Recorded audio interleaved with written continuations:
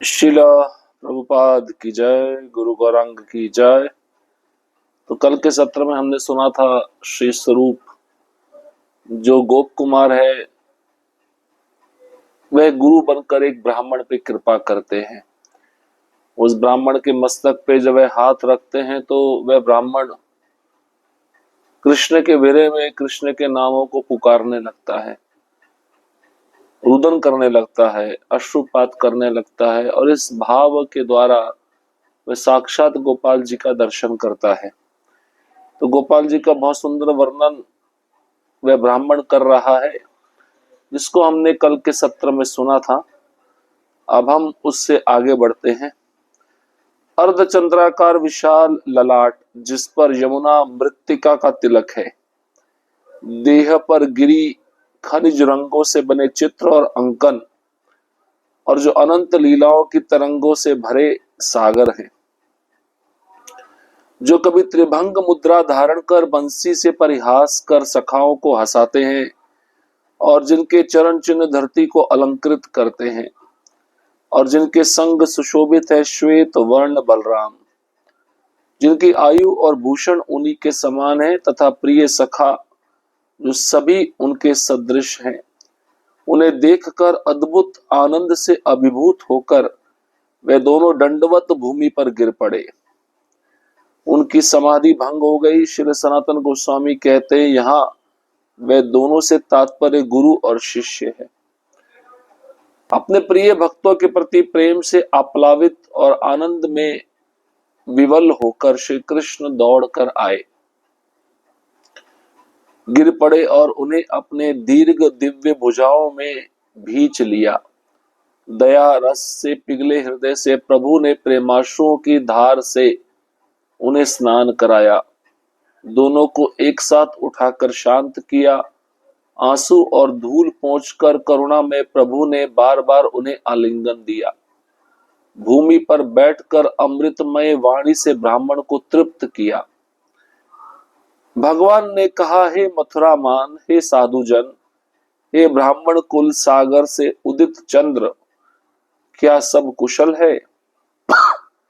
यहाँ ब्राह्मण को उनकी नित्य लीलामयी गोपाल सखा की स्थिति में प्रतिष्ठित कर भगवान उनके गोलोक नाम जन शर्मा से पुकारते हैं। अब से वे जन शर्मा नाम से ही प्रसिद्ध है। तुम्हें देखकर मैं और मेरे नेत्र आनंदित है। तुम्हारी कृपा ने मेरे हृदय को खींच लिया है। मैं सदैव तुम्हारे पथ की ओर निहारता हूं।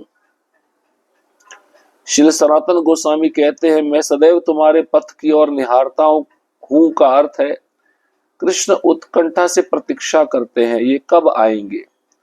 सौभाग्य से तुमने मुझे स्मरण किया, सौभाग्य से इतने समय बाद मैं तुम्हें देख रहा हूं। मैं तुम्हारा सेवक हूं, यहां रहो और इच्छा अनुसार आनंद लो।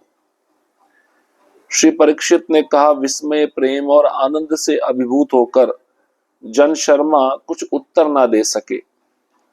वे भगवान को देख भी ना सके। आंखों और कंठ में आंसुओं का सैलाब भरकर उन्होंने भगवान के चरण कमलों को मस्तक पर रख लिया और रोने लगे।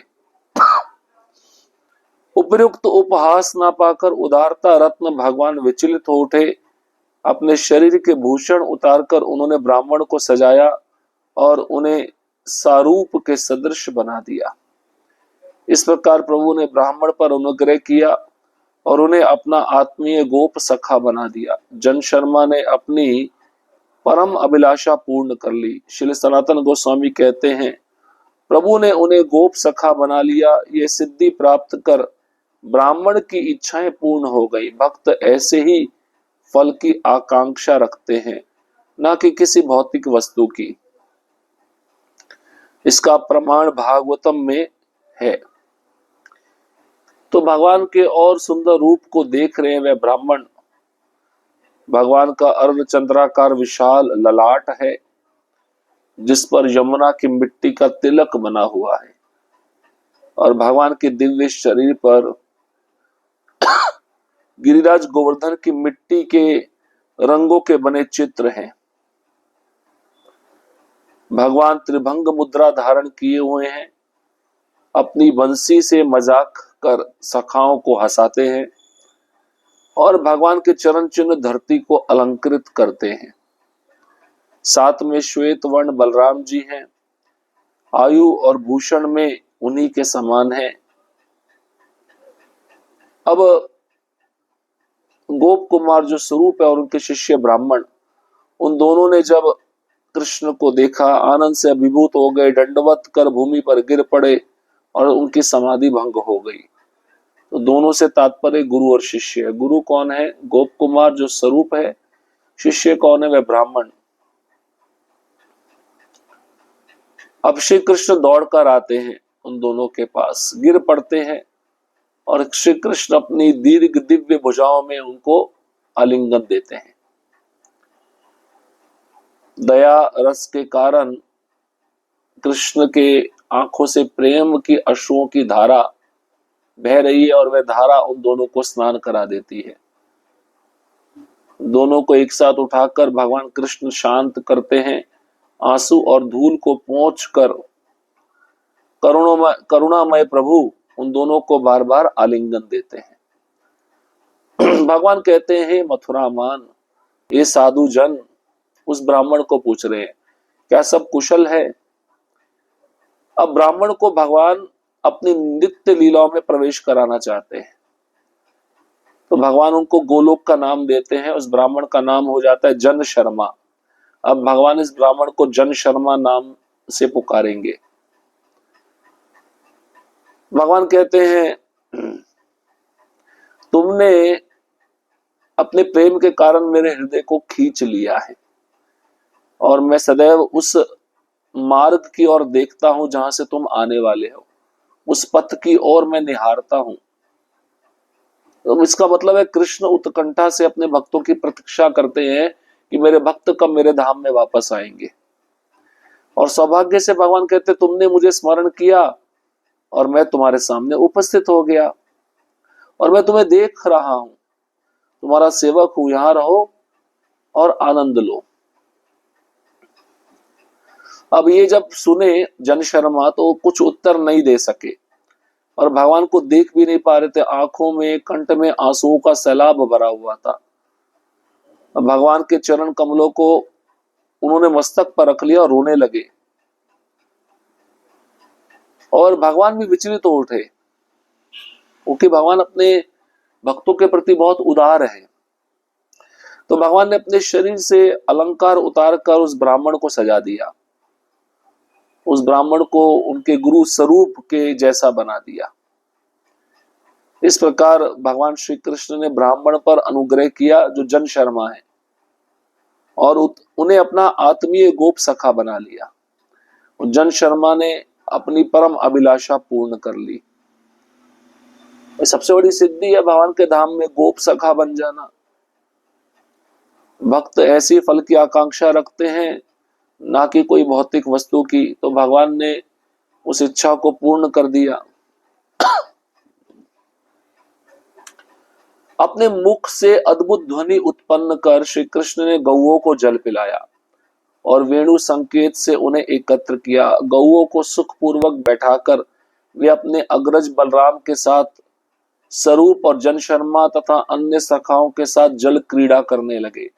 श्री सनातन गोस्वामी कहते हैं, यहाँ दोनों से तात्पर्य स्वरूप और जन शर्मा है। कभी सखाओं के छींटों को परास्त कर और कभी स्वयं पराजित होकर भी क्रीड़ा रसज्ञ प्रभु आनंद लेते। मधुर छींटों की ध्वनि करते हुए, कभी यमुना की धारा के संग, कभी विपरीत तैरते हुए उन्होंने अनेक अद्भुत जल लीलाएं की। कभी गहरे श्याम जल में शरीर डुबाकर और मुख को नील कमलों के कुंज में रखकर चपल कृष्ण अदृश्य हो जाते। श्री सनातन गोस्वामी कहते हैं, श्याम जल ने उनके शरीर को ढक लिया और नील कमलों में मुख पहचान में न आता था। जब खोजते खोजते भी ना मिले तो उनके विरह में व्याकुल सखा करुण क्रंदन करने लगे। कमल कुंज से हंसते हुए प्रकट होकर प्रसन्न मुख कृष्ण ने सखाओं की नेत्रों को आनंद की बाढ़ से भर दिया। उन्होंने उन्हें जल पुष्प मालाओं से सजाया और सखाओं ने भी उन्हें सजाया।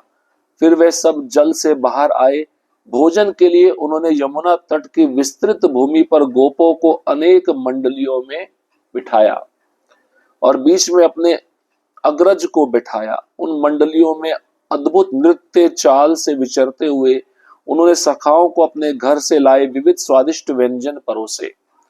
इसके बाद उन्होंने मन भावन वृंदावन वृक्षों से सखाओं द्वारा लाए गए सदा फूल फल वाले अद्भुत और रमणीय फलों को उनकी इच्छा अनुसार प्रेम से वितरित किया।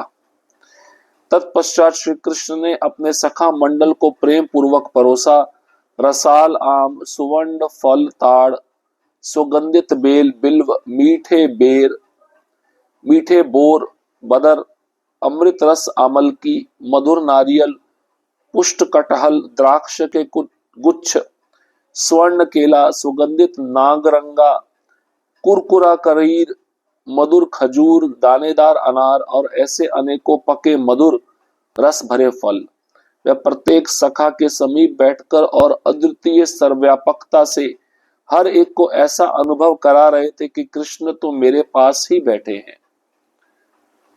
श्री सनातन गोस्वामी कहते हैं, कृष्ण वास्तव में प्रत्येक गोप बालक के पास बैठे और हर एक को यह भाव हुआ कि वह केवल मेरे ही पास है।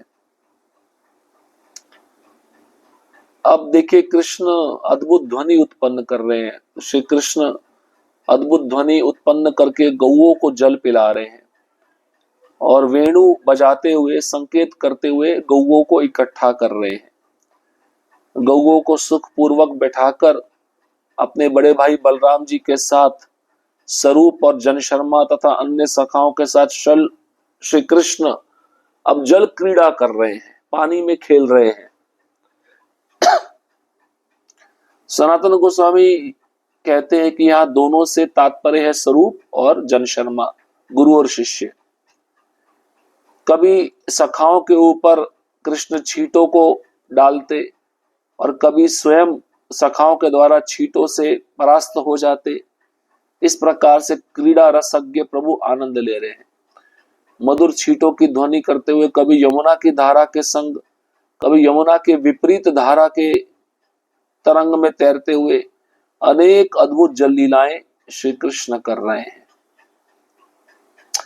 कभी कृष्ण उस यमुना के गहरे जल में, श्याम जल में अपने शरीर को डुबो देते और मुख को नील कमलों के कुंज में रखकर अब कृष्ण अदृश्य हो जाते, छिप जाते।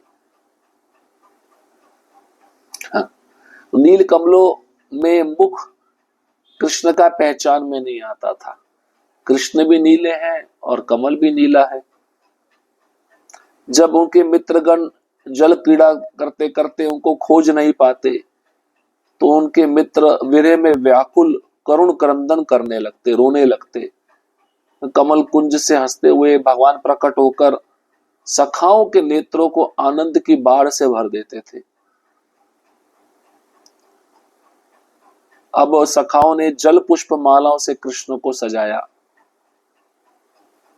फिर वे सब जल से बाहर आए। किस लिए आए? भोजन करने के लिए। अब यमुना तट की जो विस्तृत भूमि है, गोप अनेक मंडलियां बनाकर बैठ गए और बीच में कृष्ण ने अपने बड़े भाई बलराम जी को बिठाया। उन मंडलियों में अद्भुत नृत्य चाल से कृष्ण घूम रहे हैं, विचरण कर रहे हैं और अपने सखाओं को कृष्ण अपने घर से लाए विविध स्वादिष्ट व्यंजन अपने हाथों से परोस रहे हैं। इसके बाद मन भावन वृंदावन के जो वृक्ष हैं, सखाओं के द्वारा लाए गए सदा फूल फल वाले अद्भुत रमणीय फलों को इच्छानुसार वे सखा भी कृष्ण को वितरित कर रहे हैं। अब श्री कृष्ण अपने सखा मंडल को प्रेम पूर्वक क्या क्या व्यंजन परोस रहे हैं, सुनिए। रसाल आम, सुवर्ण फल ताड़ जिसको ताल कहते, सुगंधित बेल बिल्व, मीठे बोर जिसको बदर कहते, अमृत रस आमल की, मधुर नारियल, पुष्ट कटहल, द्राक्ष के गुच्छ, स्वर्ण केला, सुगंधित नागरंगा, कुरकुरा करीर, मधुर खजूर, दानेदार अनार और ऐसे अनेक पके मधुर रस भरे फल। और प्रत्येक सखा के भगवान पास बैठकर अद्वितीय सर्वव्यापकता के ऐश्वर्य का प्रदर्शन कर रहे हैं। हर एक सखा को ऐसा अनुभव हो रहा है कि कृष्ण तो मेरे पास ही बैठे हैं। हर एक को ऐसा भाव हो रहा है कि कृष्ण केवल मेरे पास ही हैं। भगवान ऐसी लीला करते हैं जिसको समझ पाना कठिन है। भगवान 360 डिग्री एंगल में बैठे रहते हैं और हर एक सखा को लगता है भगवान मेरे को ही देख रहे हैं, भगवान मेरे पास ही बैठे हैं। ये अचिंत्य शक्ति है भगवान की, जिसको हम जैसे साधारण मनुष्य समझ नहीं सकते।